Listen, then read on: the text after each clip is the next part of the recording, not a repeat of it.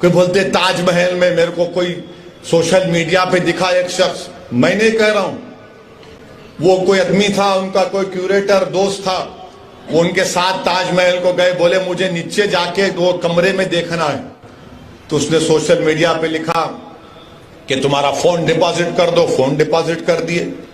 उसके बाद नीचे गए तो फिर चेकिंग हुई, फिर वो कमरे के पास ताले पर लगा हुआ था गवर्नमेंट ऑफ इंडिया का स्टैंप। बोले नहीं अंदर नहीं आ सकते आप। अरे बोले भाई खाली खरीब करके नहीं, देखना भी नहीं, तुम कान लगा के सुन सकते।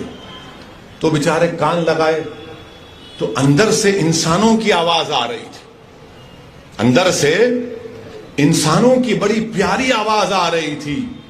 और वो आवाज क्या बोल रही थी? चौकीदार से पूछो महंगाई इतनी क्यों है।